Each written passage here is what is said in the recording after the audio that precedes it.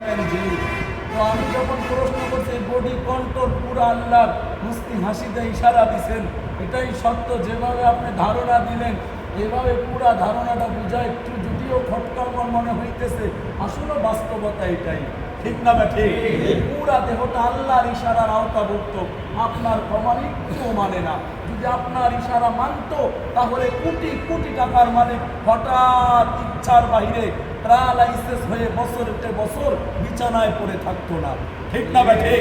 তার এই দেহ যদি তার অন্তরে থাকতো হঠাৎ স্ট্রোক করে দুনিয়া ছাইরা চলে যেত না।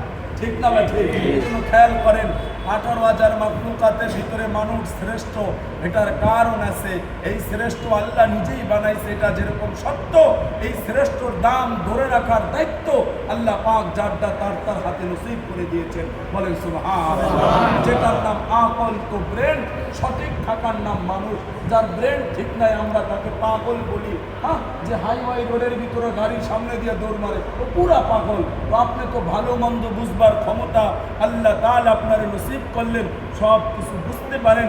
এটার কারণ হলো এই ব্রেনটের হিসাব আল্লাহ নিবে। এই জন্যই আল্লাহ সুস্থ নিয়ামত দিয়ে 60 বছরের আমানতের শরীর দিয়ে আল্লাহকে পাওয়ার জন্য ওয়ামা খলাকতুল জিন্না ওয়াল ইনসা ইল্লা লিয়াবুদু বানাইবার উদ্দেশ্য বান্দা আমার গোলামি আর আমার ইবাদতে লিপ্ত থাকবে। এই জন্য 18,000 মাখলুকাতের ভিতরে আপনি শ্রেষ্ঠ, এটার দাম ধরে রাখার দায়িত্ব যারটা তার। ঠিক না বা ঠিক? এমন না যে হুজুর এটার দায়িত্ব পুরো আল্লাহ, আমি যাই করি আল্লাহ আমারে ধৈর্য রাখে নাই কেন।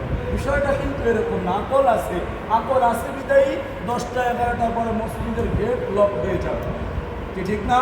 তখন মসজিদের যেসব খাদেম দায়িত্বশীল অবগত আছেন, ওনারা যদি বলে ঘর তো আল্লাহর, যে আল্লাহর নাম এটা খোলা থুয়া দে, সকালে আয়া দেখো কমিটি এসি দিয়ে একটা ওনাই উনি গেছে কই। খাদেম সাহেব যদি বলে আমি আল্লাহ পাকের নাম নিয়ে আল্লাহর ভরসা করে ব্যাগ গেটগুলা খোলা থুইয়া আমি বাড়ির যে হতে আসিলাম, তাহলে কমিটিটা কি তার স্বাভাবিক ব্যক্তি মনে করবে? বলেন আপনি আমাকে। ও মনে করবে তো পুরা মাথা পাগল। আল্লাহকে ভরসা করা জরুরি করতে হবে, কিন্তু আল্লাহ যে বিধান বলছে, যে নিয়ম শৃঙ্খলা আকলের ব্রেন, ওটা সঠিক জায়গায় প্রয়োগ করার পর। ঠিক না বা ঠিক? সত্য না? নাকি এমন যে হুজুর মসজিদের এসি চড়ে নেওয়া ধরলে ফেরেশতারা হাজা করে ধৈর্য রাখবো, ঘর তো আল্লাহ, কি বিষয়টা এরকম নাকি? তাইলে আবার মসজিদে উন্নত মানের জুতার বাক্সা, হয়তো বা সিসি ক্যামেরাও বসবে। কারণ অন্য এই আমিন বাজারের আশেপাশে 10 মসজিদ বলেন, 1000 মসজিদ বলেন, তার চেয়ে একটু ডেকোরেশন একটু ব্যতিক্রমী সৌন্দর্যের আকৃতি। ঠিক না? সত্য না? অনেক ব্যতিক্রম মসজিদ। যদিও মসজিদ ঘর সুন্দর যারা করলেন অর্থ শ্রম দিয়ে, আল্লাহ তাদের মনের আশাগুলা খায়েশগুলো আল্লাহ পূরণ করেন দুনিয়া আখিরাতে। বলেন আমিন। এই জন্য খেয়াল করেন বাজান, 18,000 মাখলুকাতের ভিতরে আমরা শ্রেষ্ঠ, এটা সত্য। এটার দাম ধরে রাখতে হবে। সুন্দর একটা উদাহরণ দিল্লির মুহাদ্দিস উদাহরণ করছেন, আরবের উদাহরণ উট নিয়ে করছেন, বাংলাদেশের উদাহরণ করছেন এইভাবে যে বাংলাদেশের জাতীয় পাখি, এটার কি নাম? বাংলাদেশের জাতীয় পাখির কি নাম বাজার? দোয়েল পাখি। তার দাম, মর্যাদা, ক্ষমতা, ভাব একটাও বুঝে না। কি বোঝে নাকি? যদি বুঝতো তাহলে মানুষের নিকৃষ্ট ময়লা হইতো না। দিল্লির মুহাদ্দিস উদাহরণটা এভাবে করছেন, বাংলাদেশের জাতীয় পাখি দোয়েল দাম না বুঝার কারণে মানুষের নিকৃষ্ট ময়লা আহার করতেছে। সে যদি দাম বুঝতো তাইলে ডক্টর ইউনূসকে বলতো আমি কোনো মৌসুমি নেতা না যে এখন আসি কিছুদিন পরে থাকবো না, আমি আসি তো থাকবো। আমার নাম যদি আপনি পরিবর্তন করতে হয় উপদেষ্টা আইসেই যদি আমার নাম পরিবর্তন করতে হয় কোটি কোটি টাকার প্রয়োজন। ঠিক না বা ঠিক? বাংলাদেশের জাতীয় পাখি দোয়েল, এই পাখির বদলে যদি আপনি টিয়া অন্য পাখি বসাইতে হয়, ভাববেন না যে 2-1 লাখ টাকা হইলেই মানে কাবার হয়ে যাবে। কোটি টাকার প্রয়োজন হবে, কোটি। সকল কাগজপত্র, বই, পুস্তক সব কিছু থেকে নাম মুছন করে আবার নতুন করে বসানো, এটা কোটি টাকার প্রয়োজন। ঠিক না বা ঠিক? কবি লেখছেন, সে দাম না বোঝার কারণে মানুষের নিকৃষ্ট ময়লা আহার করতেছে, সে তার দাম বুঝে না। দাম বুঝলে হয়তো বা উপদেষ্টাকে বলতেন একদিন ইটালির খাবার, মালয়েশিয়ার খাবার, থাইল্যান্ড, দুবাই, আমেরিকা, নিত্য নতুন খাবার আমার দিতে হইব। আমি কোনো স্বাভাবিক ব্যক্তি না, আমি বাংলাদেশের জাতীয় পাখি, মাগার আসি থাকবো, আমার লড়ানো সম্ভব না। ঠিক না বা ঠিক? দাম না বোঝার কারণে মানুষ নিকৃষ্ট ময়লা খায়। দিল্লির মুহাদ্দিস উদাহরণ এভাবে করেছেন, 18,000 মাখলুকাতের ভিতরে মানুষকে আল্লাহ পাক বড় আদর করে শ্রেষ্ঠ বানাইছেন, আদর করে বড় দামি বানাইছেন। এই দামের কারণ যদি সে ধরে রাখতে না পারে, হাসরের ময়দানের দিন রক্ত পুঞ্জের সাগরে তার সাবুডুবু খেতে হবে, বলেন নাউজুবিল্লাহ। আর দাম বুঝিয়া তার জীবন যদি একটু পরিচালনা করতে পারে তো অনন্তকাল মাওলা পাকের দরবারে জান্নাত, অনন্তকাল সুখী জিন্দেগি মাওলা নসিব করে দিবে, বলে সুবহানাল্লাহ। ঠিক না? এই জন্য আমরা আসেন গ্রহণ করতে হবে আলোচনার শেষ পর্যায়ে। তাহলে 18,000 মাখলুকাতের ভিতরে শ্রেষ্ঠ হলো কারা? মানুষ। এটার দাম ধরে রাখার জিম্মাদারি আল্লাহ আমাদেরকে দিচ্ছেন, আমাদের আকল দিচ্ছেন, সঠিক জায়গায় প্রয়োগ করার তৌফিক দেন, বলেন আমিন। 2 নম্বর বিষয় যেটা, সারা পৃথিবীর মানুষ আল্লাহ পাকের কাছ থেকে পৃথক দূরে সরে থাকার অনেক কারণ, তার ভিতরে উন্নত কারণ হলো 2টা। 1 নম্বর অহংকার, 2 নম্বরে যুক্তি, বলেন নাউজুবিল্লাহ। বাজান কথা বুঝেন, 1 নম্বর অহংকার, 2 নম্বরে যুক্তি। অহংকার আর পৃথিবীতে সর্বপ্রথম যে গুনাহটা হয়েছে, পাপ হয়েছে, সেটা এই 2 গুণের কারণে হয়েছে। 1 নম্বরে অহংকার, পৃথিবীতে সর্বপ্রথম যে গুনাহটা হয়েছে সেটার নাম কি? অহংকার। আল্লাহ আদম সৃষ্টি করার পরে ইশারা করছে, আসমানবাসী সেজদা করো। কাহারও কোনো বক্তব্য ছিল না। ইবলিস তার বক্তব্য পেশ করছে অহংকারের ধারা, হে আল্লাহ আমি তো আগুনের তৈরি, আমার গতি তো উপরের দিকে, আদম তো মাটির তৈরি, নিচের দিকে গতি, যুক্তিতে মিলতেছে না, সেজদাতে আমি অস্বীকৃতি, আমি পারবো না, এটা আমার বুঝে আসতেছে না, বলেন নাউজুবিল্লাহ। চিরস্থায়ী ধ্বংস হয়ে গেছে কসম খোদার।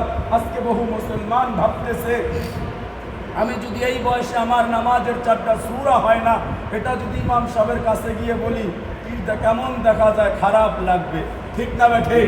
আজকে যদি আমি মাওলার কালাম পড়তে জানি না, এই দুর্বলতা নিয়ে যদি আমি কোরআন শিক্ষার জন্য বসি, আমি সমাজের কত সম্মানী ব্যক্তি, আমার কত নাম ডাক আছে, মানুষ আমার এনে তিরস্কার করবে, এই দুর্বলতা মানুষ দেখে যাবে, খারাপ দেখা যায়। মন থাকা সত্ত্বেও এই অহংকারের কারণে বসতে পারে না, ঠিক না ঠিক? নাকি এমন যে হুজুর পুরা মসজিদে এশারের মুসল্লি আপনি যত দেখলেন মাশাআল্লাহ ভরপুর অনেক মুসল্লি, শুধু আমরা এই কয়জনই হুজুর কোরআন একটু কম বুঝি, আর যা আপনি দেখছেন ব্যাগ কোরআনের হাফেজ ছিল আজকে। কি বিষয়টা এরকম নাকি? মার আবেজান, বিষয়টা কিন্তু এরকম না। কষ্ট পাবেন বললে? জুমার খতিব যদি জুমা এলান করে দেয় যে ভিআইপি গেটগুলো সব বন্ধ থাকবে, শুধু রাস্তার পাশের একটা গেট খোলা, গেটের সামনে 2 জন মুহাদ্দিস অথবা হাফেজ দাঁড়ানো করা হয়েছে, যারা 4টা সূরা সহি করে পড়তে পারবেন, বিতির নামাজে দোয়ায় কুনুতটা সহি করে পড়তে পারবেন, বড় মসজিদ থেকে তারাই শুধু বের হতে পারবেন। আর যারা সহি করে সুন্দর করে পড়তে পারবেন না, তাদেরকে মসজিদ থেকে বের হতে দেওয়া যাবে না, এমন ঘোষণা যদি জুমার দিনও করে, মুষ্টিমাম কয়েকজন আল্লাহর বান্দা ছাড়া আর একজনও মসজিদ থেকে বের হতে পারবে না, ঠিক না ঠিক? কষ্ট পাইলেন নাকি? একজনও বের হতে পারবে না, কারণ ইমাম সাহেব নামাজ শেষ করে, আমরাও শেষ করি, ইমাম সাহেব অনবিতিলে খাড়ায় রয়েছে, মুসল্লি অর্ধেক খালাস বাইরে হয়ে চলে গেছে, ঠিক না? তার মানে এরকম নাকি যে হুজুর আমাদের ইমামের চাইতে মুসল্লি আরো আপডেট, সূরা কেরাত আরো পাক্কা, কি এরকম নাকি? তাহলে কালকে এশারে যদি ইমাম না থাকে, আর মুয়াজ্জিন না থাকে, কোনো আলেম না থাকে, কারে যে আমরা সামনে দিমু, এমন আল্লাহর বান্দা বের করতে হলে পুরা মসজিদে বাড়ি চাল মারা লাগবে, ঠিক না ভাই? ঠিক ব্যথা পাইলেন নাকি? 1 নম্বরে মুসলমান আল্লাহ পাকের কাছ থেকে দূরত্ব, অহংকার। আমি যদি এই বয়সে কোরআন শিখার জন্য বসি, দিন শিখার জন্য বসি, আল্লাহকে পাওয়ার জন্য মাথা নিচু করে দেই, খারাপ দেখা যায়, মানুষ কি বলবে? যেই কথাটা আবু তালেবের পর্যন্ত কিতাবে তাফসীরে পাওয়া যাচ্ছিল। বাজান আলোচনা লম্বা করার উদ্দেশ্য না, একটু খেয়াল করি, রাসূল পাক সাল্লাল্লাহু আলাইহি ওয়াসাল্লাম কতবার চাচা আবু তালেবকে দাওয়াত দিবেন, তার কোনো হিসাব নাই, ঠিক না ঠিক? একবার আর দুবার না, কোনো হিসাব নাই। শেষ সময়ের যেই কথাটা তাফসীরে আছেন, রাসূল জোর নিয়ে যখন বেশি আবেগ নিয়ে গেছেন, চাচা আপনি কালিমাটা গ্রহণ করেন, আবু তালেব অস্বীকৃতি জানায়, কোনোভাবেই রাজি হইতেছে না, গরম হইয়া যাইতেছে। সে যত গরম হইতেছে, মায়ার নবী তত নরম হইতেছে। চাচা তখন গরম হইতে হইতে বেশি হইয়া গেছে। রসুল বুঝলেন চাচা তো মানতেছে না, আওয়াজ দিছেন, চাচা কালেমাটা আপনার পড়ার দরকার নাই, আমি কালেমাটা পড়ি, আপনি একটু ঠোঁট কান লাড়ান, আপনি একটু ভঙ্গিমাতে ইশারা দেন, তবু আমি মালিকরে বলবো। আমার চাচা ইশারা করছিলেন। আবু তালেব আওয়াজ দিছেন, আমি ইশারাও করবো না, আমি ইশারা করবো না, তাহলে মানুষ আমার লজ্জা দিবে, খারাপ দেখা যায়, বংশমর্যাদা ত্যাগ করছি, মানুষ এটা নিয়ে তিরস্কার করবে। তখন রসুল চোখের পানি ছাইরা বলছেন, চাচা এই বুঝি বিষয়, ওয়াদা করলাম দুনিয়ার কাহার কাছে বলবো না, দুনিয়ার কেউ জানবে না, আপনি একটু গ্রহণ করেন। বলছে না, না জানুক, আমি তাও বলবো না। তখন রসুল বলছেন, চাচা আপনি জাহান্নামে জ্বলবেন, এই গ্রীষ্মকাল আমি কিভাবে সইব, আপনি জাহান্নামে অনন্তকাল থাকবেন, আমার বড় কষ্ট লাগে, মায়া লাগে। তখন কপাল পোড়া আবু তালেব কি আওয়াজ দিছেন, আন্নারু খায়রুম মিনাল আর, দুনিয়ার মানুষের কাছে লজ্জা পাওয়ার চেয়ে জাহান্নামে জ্বলা অনেক ভালো। বলেন নাউজুবিল্লাহ। যেই কথা দুনিয়ার অনেকে বলে যাওয়া হইব কবরে, বাদ দে, একথা কি ছাইরা দিব নিয়ে রে, বলে কি না, কোরআন দিয়ে ওঠে, হ্যাঁ দুনিয়া কবরে যাওয়া হইব, একথা কি বলে মাফ করে দিব, বলে কি না। আবার বহু ব্যক্তি আছে কোটি কোটি টাকার মালিক, ক্ষমতাও আছে, শুধু আল্লাহ পাকরে পাওয়ার আশায় মানুষের কাছে মাথা কান নিচু করে দেয়। তার ক্ষমতা টাকা আছে সত্য, চলা ফিরে বোঝা যায় না যে বেচারার এত পাওয়ার, শুধু আল্লাহর জন্য সে নরম হয়ে থাকতেছে। ঠিক না? ঠিক। এজন্য বাজান, আমাদের পদ্ধতি ভালো, পড়ার সিস্টেম ভালো, আপনি বুঝি এই জন্য বসেন, জীবনও না, এটা আমরা জানি। কথা আর পদ্ধতি ভালো হইলেই যদি আপনারা বসতে পারতেন, রাসূল পাক সাল্লাল্লাহু আলাইহি সাল্লামের চাইতে মধুর ভাষা এই দুনিয়ার কাহারও ছিল না। ঠিক না? ঠিক। এখনো নাই, মাগার কিয়ামত পর্যন্ত আসবেও না। রাসূলের কথায় তো আবু তালেবকে শুট করা হয় না, তাইলে বোঝা গেল রাসূল বলছেন, মাইয়ুরিদিল্লাহু বিহি খায়রান ইউফাক্কিহু ফিদ্দিন, আল্লাহ যার হেদায়েত চান, কামিয়াবি চান, দিনের একটা বুঝ আল্লাহ তাআলা নিজের হাতে বান্দারে নসিব করে দেন। সুবহানাল্লাহ। তাহলে বুঝতে হবে এটা আল্লাহ বসাইতেছে, আমার মালিক আমারে কবুল করে বসাইতেছে। এই কালাম আল্লাহ যেন শেষ বয়সে, অনেকে মনে করে হুজুর বয়স হয়ে গেছে, ব্যবসা, হুজুর পেরেশান।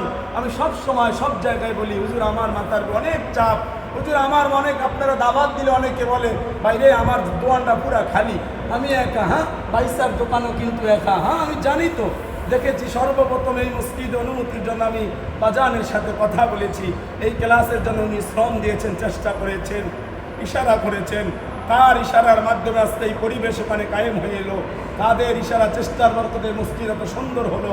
দুনিয়ার কেউ না জানুক, একমাত্র আল্লাহ পাকের কিন্তু জানা। ঠিক না? ঠিক। এই জন্য রাসূল পাক সাল্লাল্লাহু আলাইহি সাল্লাম কোরআনের ব্যাখ্যা সাহাবাদের সামনে উপস্থাপনা করছেন, ওয়া মান ইউআযিম শাআইরাল্লাহি ফাইন্নাহা মিন তাকওয়াল কুলুব। ধর্মীয় বিষয়ে মুহাব্বত করা, ইজ্জত করা, সম্মান করা, এটা অন্তরে একমাত্র খোদা বৃত্তির আলামত। বলেন সুবহানাল্লাহ। যেন কার জবানের কথার দ্বারা আল্লাহর দ্বীন প্রচার হয়, কার জবানের কথার দ্বারা মানুষ আল্লাহর দিক থেকে সরে যায়, কে মানুষকে আল্লাহর সাথে জোড়া লাগায় দেয়, আর কে মানুষকে আল্লাহর দিন থেকে সরায়, এটা দুনিয়ার কেউ না জানুক, আপনার দিল আর আপনার মালিক কিন্তু জানে। ঠিক না? ঠিক। হ্যাঁ, একদল থাকবে, এটা স্বাভাবিক, কিয়ামত পর্যন্ত থাকবে। এমন না যেটা এখনই আবিষ্কার হয়েছে, আরে রাসূল পাক সাল্লাল্লাহু আলাইহি সাল্লামের জমানায় পর্যন্ত ছিল। একদল দেখবেন আছে মসজিদ আইসে, মাশাআল্লাহ আমাদের মসজিদ তো আগে তো অনেক সুন্দর হয়েছে, আর একদল দেখবেন আই কিরে এটা কি লাগাইছে, দুধ এনে এটা দাওয়ানোর কি দরকার আছে, দুধ এই মডেলটা হুদা বেহুদা টিয়া আছে কি নাই? না ভুল বললাম? এটা কিয়ামত পর্যন্ত থাকবে। আর দায়িত্বশীল করে ফান্ডা যদি আমার করে দিত, এটা পুরা না চাইল এইসব ভোম, এটা ইসলাম বিদ্রোহী যার নামে বলতেছে, সে যদি সামনে প্রেজেন্ট হয়ে যায়, পুরা নিচের দিকে তাকায় থাকে। আজিব, কিছুক্ষণ আগে তো আপনি বক্তব্য দিলেন, সেটাই বলেন এখন দায়িত্বশীল উপস্থিত, তার সামনে জবানও খোলে না। এমন মুনাফিক আছে কি নাই?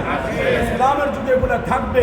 মুমিনের আখলাক হলো এগুলাকে পৃথক করে দিয়ে ইসলামকে সামনে এগিয়ে নিয়ে তার সঠিকটা খুঁজে বের করে দিন শিক্ষার মাধ্যমে সঠিক আলো মানুষের মাঝে প্রকাশ করা, এটা মুমিনের আখলাক। আল্লাহ কবুল করেন, বলেন আমিন।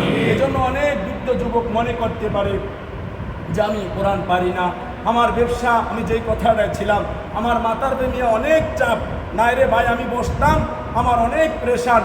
আমাদের শায়েক বলতেন যাত্রাবাড়ির, বেটা মানুষ যেরকম বলে মাথার পে অনেক চাপ, না হলে দিন শিখতাম, আমার ফ্যামিলির পুরো সংসারের চাপটা আমার মাথার পে, নাইলে আমি আল্লাহর ঘর ধরতাম আর ছাড়তাম না।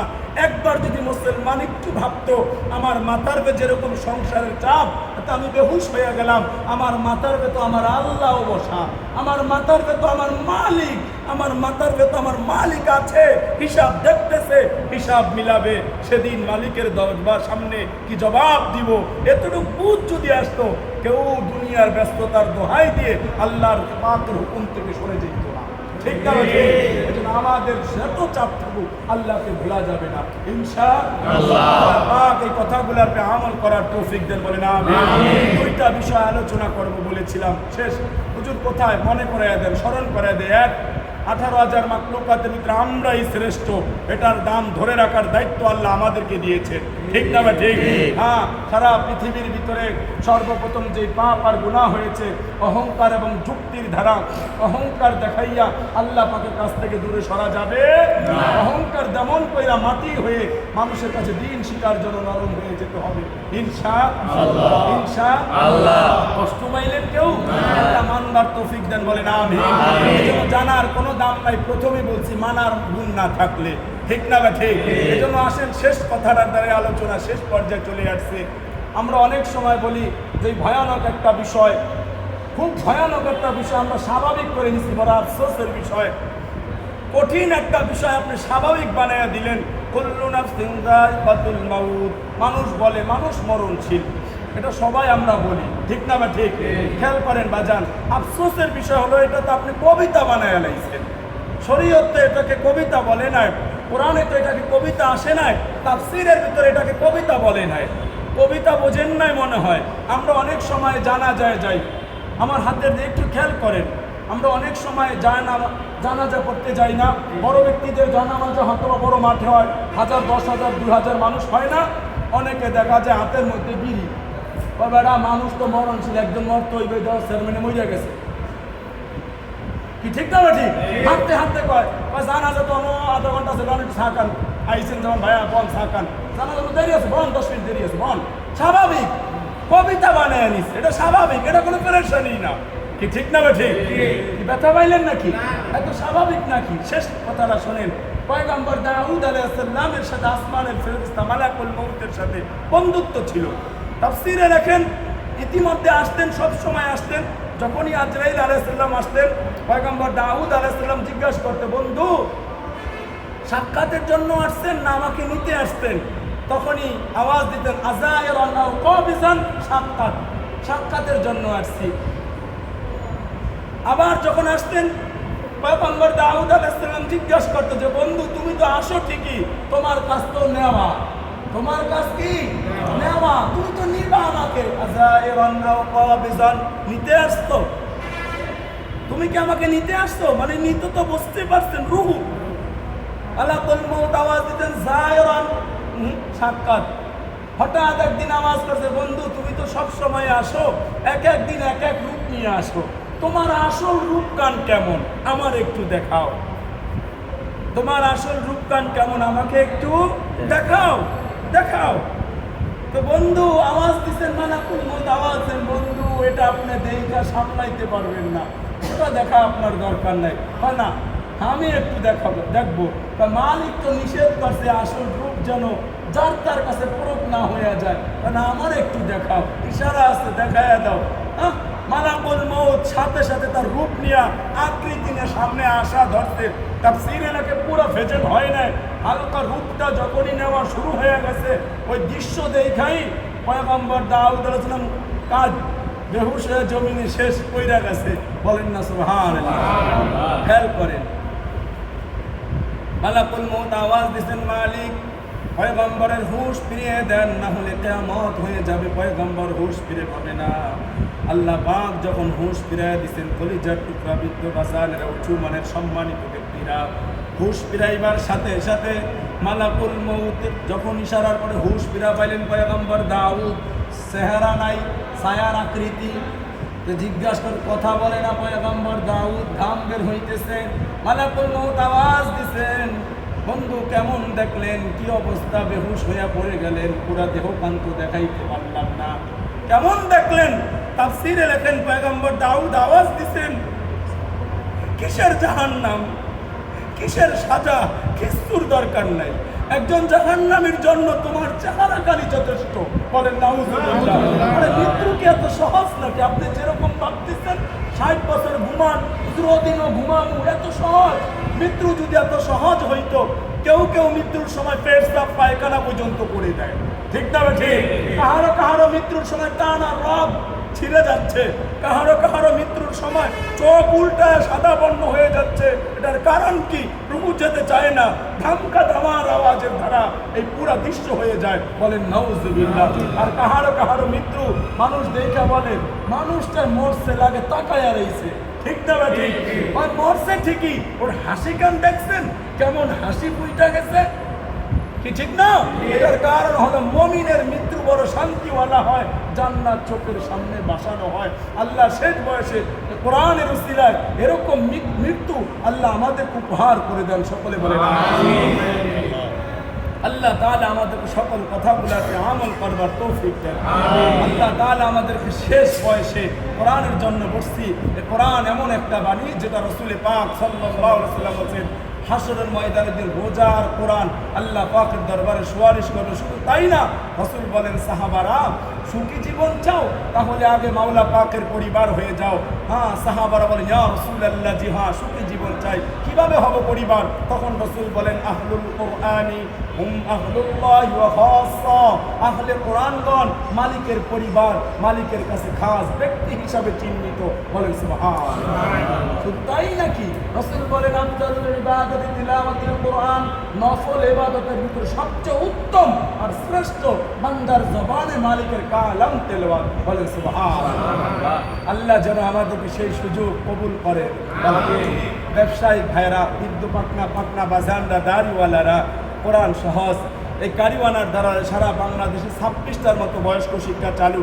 21 দিনের কোর্স, 1.5 মাসের কোর্স, 40 দিনের কোর্স, 2 মাসের কোর্স অনেক আছে। সবার খেদমতের দ্বারা আলহামদুলিল্লাহ ফায়দা হইতেছে। কিন্তু এই কারিয়ানা প্রতিষ্ঠানের যে খেদমতটা, এই কোর্সটার হয়তোবা যদি একটু লং, 4 মাসের কোর্স। বলেন আলহামদুলিল্লাহ। কোরআন তাসবিহ অক্ষর শিখবো, কোরআন হাতে দেওয়ার পরেও সর্বনিম্ন 40 দিন। বলেন আলহামদুলিল্লাহ।